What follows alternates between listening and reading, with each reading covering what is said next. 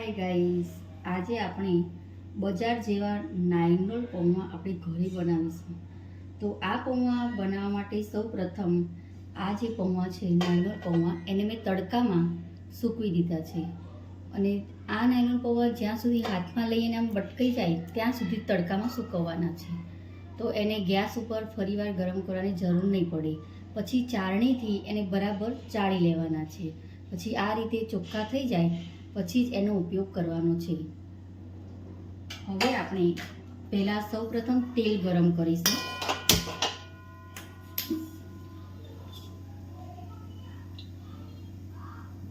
ત્રણ પરી તેલ લઈશું.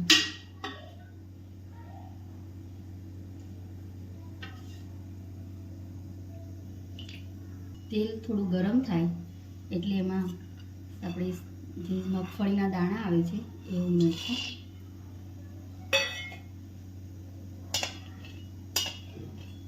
ગેસની ફ્લેમ એકદમ સ્લો જ રાખવાની છે, જેથી કરીને આપણે જે વસ્તુ ઉમેરશું એ બળી ના જાય.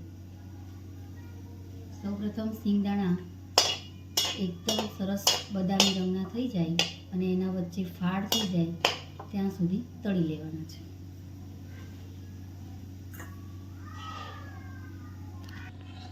સિંગદાણા આપણા જોઈ શકો છો વચ્ચે ફાડ થઈ ગઈ છે ને તળાઈ ગયા છે. હવે આપણે એને એક બાઉલમાં નીકાળી દઈશું.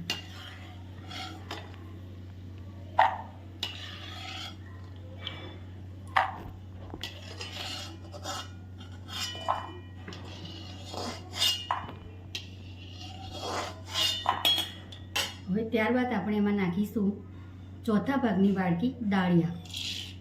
દાળિયા ના હોય તો તમે ચણા હોય શેકેલા, જે મોળા ચણા આવે છે એનો પણ ઉપયોગ કરી શકાય ક્યારેક, પણ દાળિયા બજારમાં મળી જશે. દાળિયા જલ્દીથી થઈ જાય છે એટલે આપણે એને ફટાફટ લઈ લઈશું.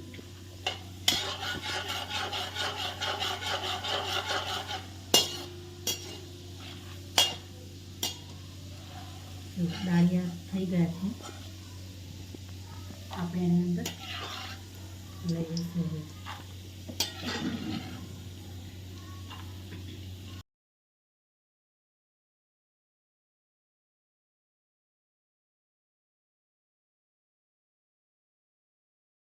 હવે આ સૂકા ટોપરાનું જે કટકા કરેલા છે લાંબી ચિપ્સ એ આપણે ફ્રાય કરીશું.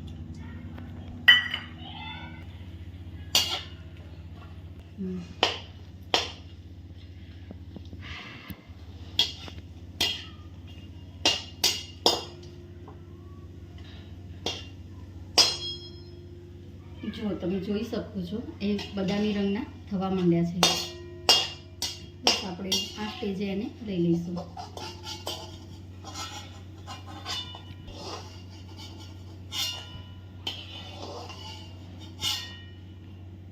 બે ચમચી કાજુને પણ ફ્રાય કરી દઈશું અને સાથે કિસમિસ પણ એક ચમચી જેટલી છે. જલ્દીથી ફ્રાય થઈ જાય છે એટલે આપણે એને ફટાફટ લઈ લઈશું. જો કિસમિસ ફૂલી ગઈ છે તમે જોઈ શકો છો.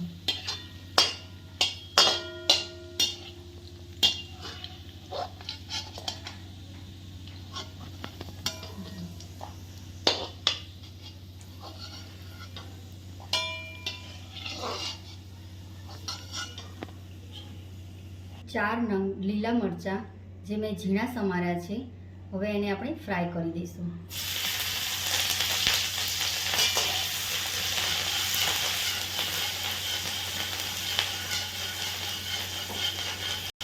20 થી 25 નંગ મીઠા લીમડાના પાન તેમાં એડ કરીશું.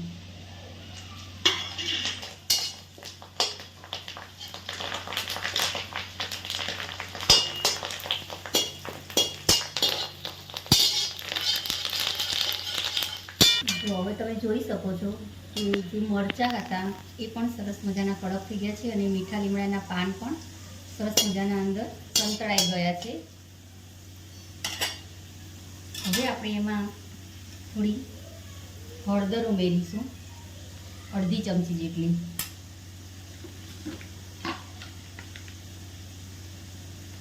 અને અડધી ચમચી જેટલું મીઠું ઉમેરીશું.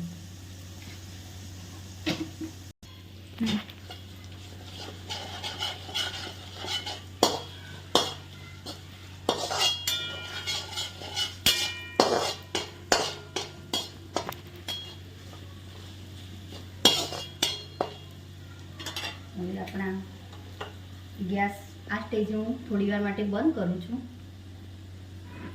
હવે આપણે જે નાયલોન પૌવા છે ચાળીને મેં રાખ્યા હતા એ આપણે આમાં એડ કરીશું.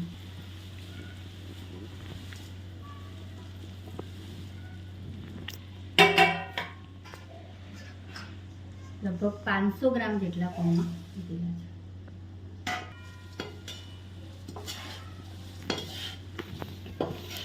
એટલે આપણે બધું મિક્સ કરી લઈશું. હવે જે લીલા મરચાં, મીઠો લીમડો જે ફ્રાય કર્યું હતું એ પૌવા સાથે આપણે મિક્સ કરી લઈએ.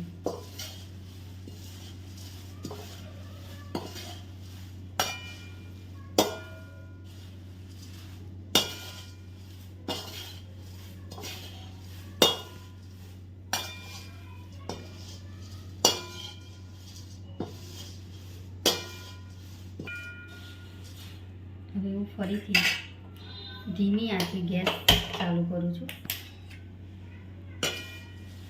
તમે જોઈ શકો છો કે પૌવા સરસ મજાના હળદરવાળા થઈ ગયા. હવે આ સ્ટેજ ઉપર આપણે જે બધું ડ્રાય ફ્રૂટ છે ને બધું સાંતળ્યું હતું એ બધું જ અંદર, દાળિયા, સૂકું નારિયેળ, કાજુ, કિસમિસ બધું જ અંદર એડ કરી દઈશું.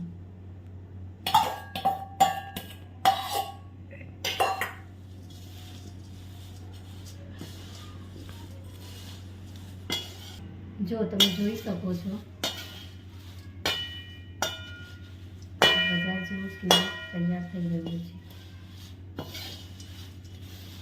હવે આપણે આની અંદર આ પૌવામાં દળેલી ખાંડ ઉમેરવાથી ખૂબ જ સરસ ટેસ્ટ આવતો હોય છે. એમાં 3 ચમચી જેટલી નાની 3 ચમચી દળેલી ખાંડ ઉમેરવાની છે.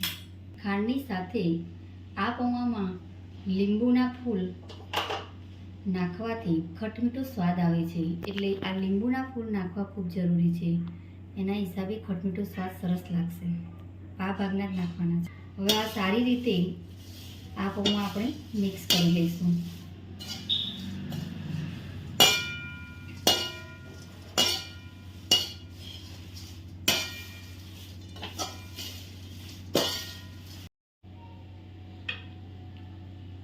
એક ફરી તેલ લઈશું.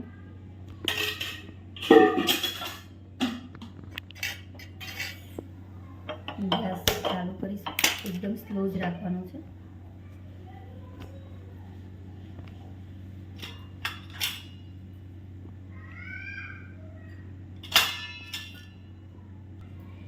અડધી ચમચી જીરું નાખીશું.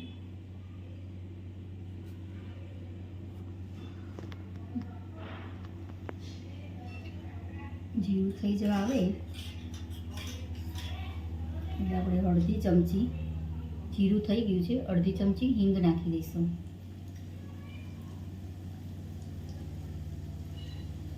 હવે ગેસ બંધ કરી દઈશું અને પા ભાગની ચમચી કાશ્મીરી લાલ મરચું નાખીશું. હવે આ વઘારને આપણે પૌવામાં એડ કરી દઈશું.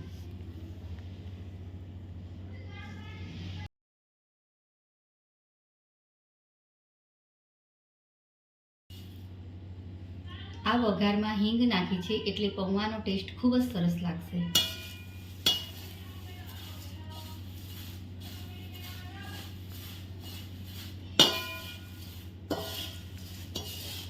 તમે જોઈ શકો છો પૌવા ખોરા થઈ ગયા છે.